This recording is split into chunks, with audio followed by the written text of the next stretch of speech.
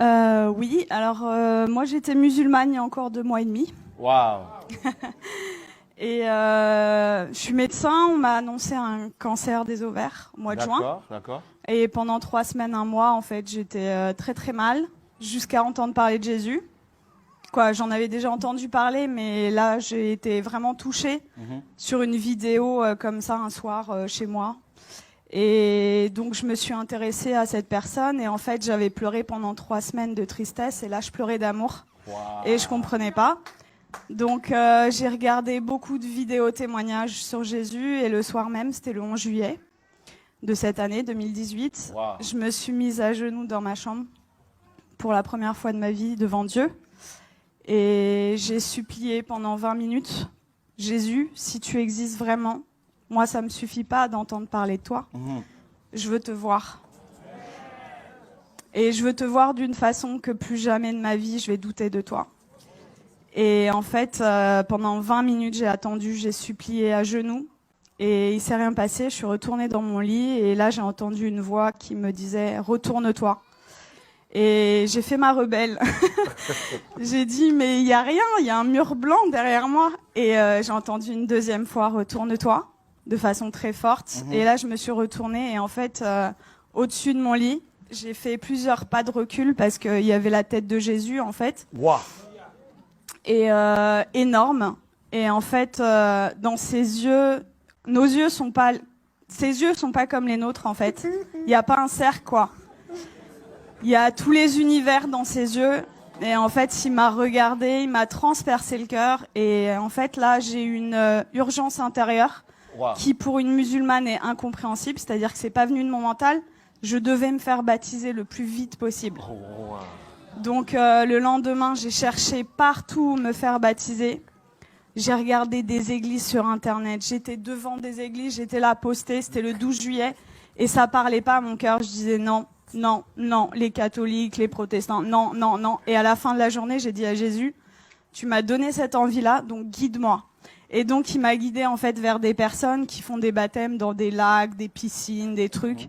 Et donc j'ai été baptisée le 13 juillet 2018. Et là, j'ai vraiment vu, parce que en fait, je suis médecin psychiatre, addictologue, et je croyais pas trop aux esprits, tout ça. Et là, j'ai vu des esprits sortir de moi, etc. Wow. Donc j'ai dit.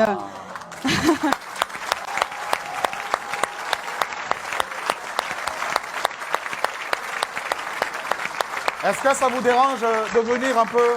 Hein? Ça vous dérange de venir? De quoi? Est-ce que vous pouvez venir? C'est possible? Ah oui, je peux. Mais là, c'est... Donc là, j'ai vu des esprits sortir de moi et je rentre chez moi, c'était le 13 juillet. Et là, dans mon lit, je commence à parler une langue où je comprenais rien. Et là, je dis, mais qu'est-ce que c'est que ça? Et en fait, on m'a dit après, c'est du parler en langue. Mais chez les musulmans, ça n'existe pas. Donc moi, j'avais jamais entendu parler du parler en langue. Et ça a duré 3/4 d'heure, 1 heure. J'ai parlé une langue où je comprenais 0 mot. Et en fait, j'ai senti une énergie remonter de mon ventre et je prenais comme ça. Et je jetais, en fait. Ça a duré 3/4 d'heure, 1 heure. Et là, au bout de 3/4 d'heure, 1 heure, j'ai arrêté de parler. Et j'avais des douleurs depuis 4 ans, tous les jours. Et là, pour la première fois depuis 4 ans, plus aucune douleur.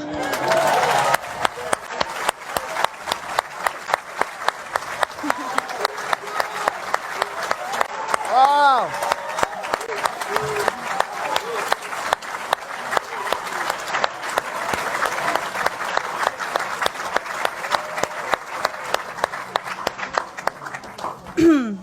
Et donc là, j'ai dit, ok, je suis guérie, c'est bon. J'ai pris rendez-vous chez mon gynéco le 17 juillet. Et j'arrive et je lui montre les examens complémentaires, les marqueurs tumoraux, l'IRM pelvienne. Et il me dit, bon, écoutez, alors c'est une maladie très sévère. On va opérer, on va faire un traitement, etc.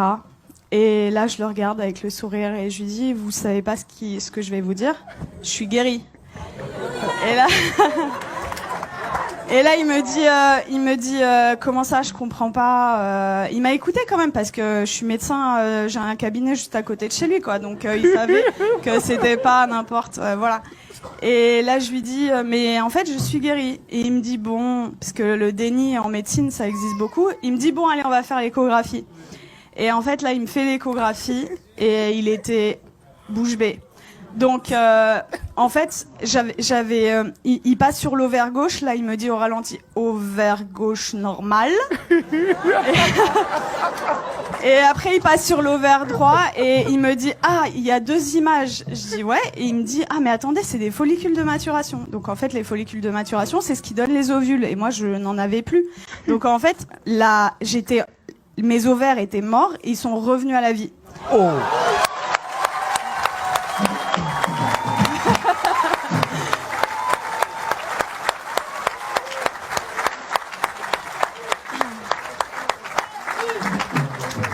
Et là, il retire la sonde et il me dit, vous vous rhabillez, vous allez m'expliquer ce qui s'est passé. Et du coup, je lui raconte en gros que j'ai rencontré Jésus 6 jours avant, qu'il m'a guéri et tout. Et il me dit, bon, écoutez-moi bien. Moi, je crois en Dieu, donc je pense que c'est possible. Je suis juive, donc je pense que c'est possible. Mais vous êtes médecin, attention, gardez ça pour vous. Et là, je lui ai dit, j'ai rigolé. Je lui ai dit, c'est impossible. Je lui ai dit, je veux que le monde entier...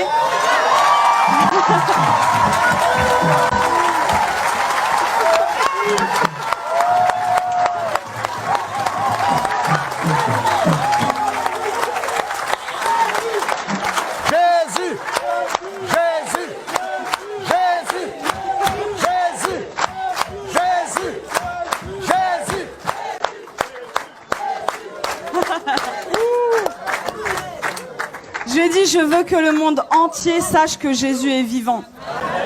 Et il m'a dit, bon, ok. Et il m'a fait mon compte rendu d'échographie, qui était normal. C'était un plaisir pur. Et il me le rend. Et là, il me dit, est-ce que je peux vous faire la bise au lieu de me serrer la main? Je dis, bien sûr. Et il me prend le visage et il me dit que Dieu vous garde. Et en fait, ce que je raconte partout autour de moi, c'est, tout à l'heure, le frère disait que vous aviez vécu au Cameroun l'acte des apôtres. En fait, c'est ce que je vis tous les jours, quoi. Et c'est-à-dire que je travaillais que en cabinet. Le Seigneur m'a amené à travailler à l'hôpital, aux urgences. Et en fait, je vois des cas psychiatriques sévères. Et ma première garde après mon baptême, les infirmiers, le geste qu'ils ont fait le plus dans la nuit, c'était ça. Ils y croyaient pas, en fait. Il y avait que des miracles. Toute la nuit. Ils ont pas compris.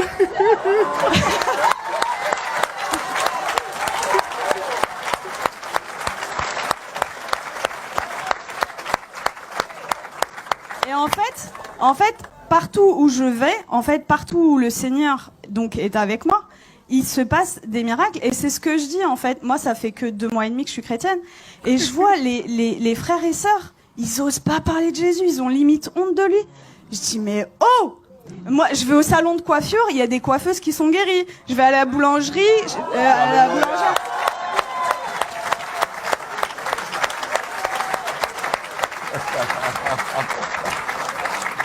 En fait, j'aime beaucoup cette expression. En fait, je dis que le Seigneur, c'est l'antidote à tout.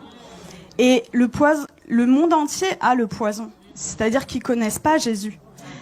Moi, j'ai 33 ans. J'ai attendu 33 ans pour qu'on me parle de Jésus. Mais attendez, mais moi, j'aurais voulu que quelqu'un vienne me parler de Jésus. Vienne me dire, mais attends, la solution à tous tes problèmes, ton malheur et tout, c'est Jésus la solution. Mais personne autour de moi. J'avais aucun chrétien autour de moi. Donc dans ma famille, ils sont tous musulmans et quelques personnes athées. Et en fait, ils comprennent pas du tout ce qui se passe. Mais juste, je voulais vous dire que je vis des miracles tous les jours. Tous les jours, c'est des prodiges de Dieu. Je vais vous raconter juste, il y a quelques jours, ce qui s'est passé parce que je dois choisir et je peux pas tout vous raconter. Donc, il y a ma famille qui était en Algérie pendant tout l'été. Ils sont rentrés et il y a mon oncle, en fait. Il a de l'arthrose sévère au genou. Et je suis arrivée, j'ai raconté ce qui s'était passé cet été, et ils m'ont dit, ouais, c'est bon, t'arrêtes de nous parler de Jésus. Déjà, ils ont été tolérants, ils ont accepté d'écouter. Et là, je vois, en fait, mon oncle, il boite, il a de l'arthrose. Et là, je lui dis, tonton, est-ce que je peux prier pour toi? Il me dit non. Et ma tante, elle lui dit, bah, pourquoi? Qu'est-ce que t'as à perdre? On va voir si ce qu'elle dit est vrai. Je dis, ok. Et là, le Seigneur m'a donné le verset, vous savez, où il ressuscite une femme et il fait sortir tout le monde, en fait. Donc en fait, j'ai pris mon oncle, je l'ai sorti du salon et j'ai prié pour lui. Et en fait, je lui dis, t'as mal à combien? Il me dit à 7 sur 10.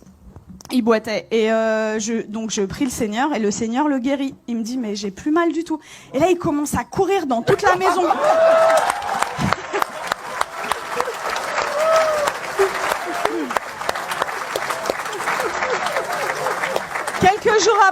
Quelques jours après, je retourne dans la famille et là, il me dit, Nermine, tu vas pas me croire, j'ai vu mon ophtalmo. En fait, il voit son ophtalmo 2 fois par an et pour son glaucome. Donc le glaucome, c'est une maladie chronique, c'est à vie, c'est comme le diabète. Et il me dit, l'ophtalmo, il a pas compris, j'ai plus de glaucome. Il lui a dit, je peux pas t'arrêter les 2 traitements parce que voilà, mais j'en arrête 1 sur 2. La prochaine fois, s'il y a plus rien, on arrête le 2e, quoi. Et donc ça, c'était mon oncle et mon père qui a 80 ans, musulman depuis 80 ans. Waouh. J'ai été le voir, ça faisait très longtemps que j'étais pas allée le voir, au moins 6 mois, 1 an. J'ai été le voir jeudi dernier.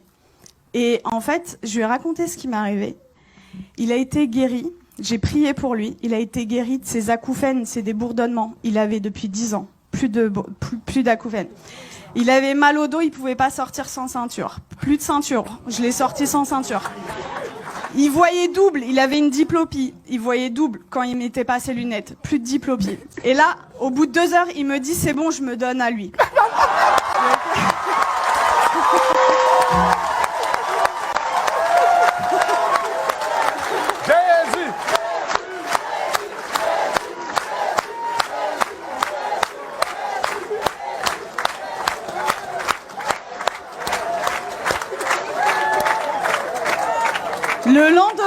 Le lendemain, donc c'était vendredi là, non, c'était pas hier, c'était vendredi dernier.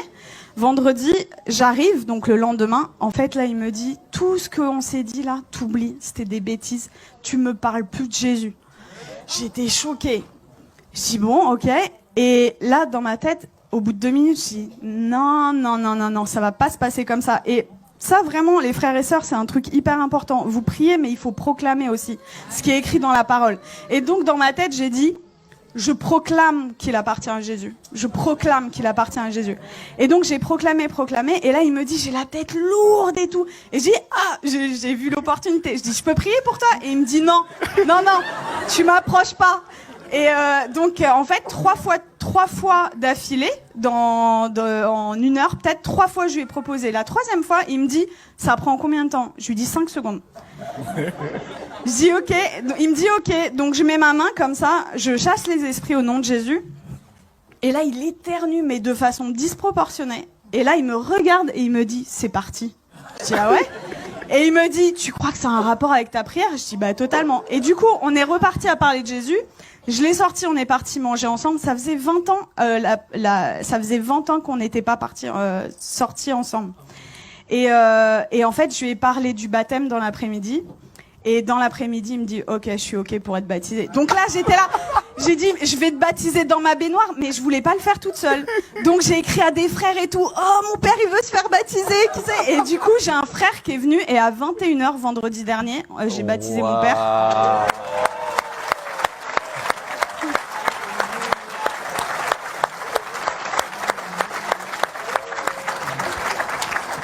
Et voilà, pour vraiment vous dire que rien n'est impossible. Il a 80 ans, il est musulman, jamais. Alors, après ma conversion, le Seigneur m'avait donné une vision où je baptisais mon père.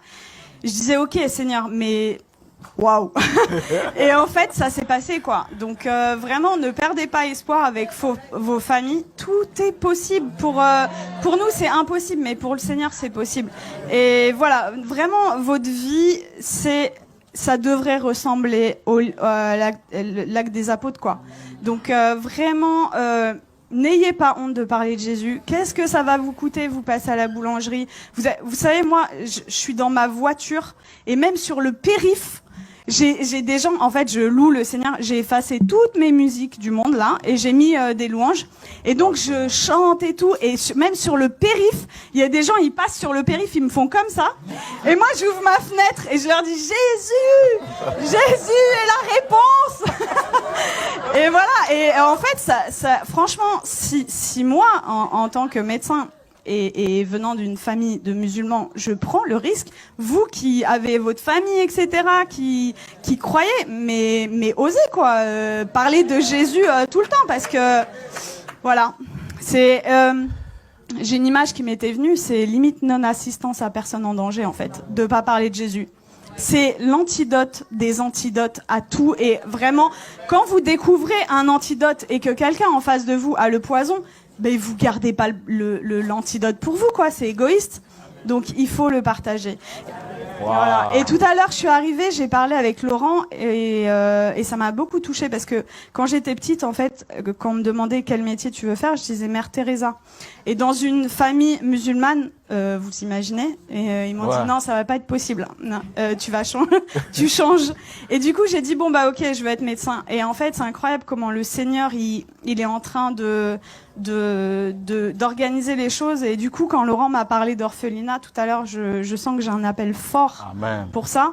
Et voilà, on verra comment le Seigneur fait les choses. Mais voilà, Dieu vous aime beaucoup et croyez. Alléluia.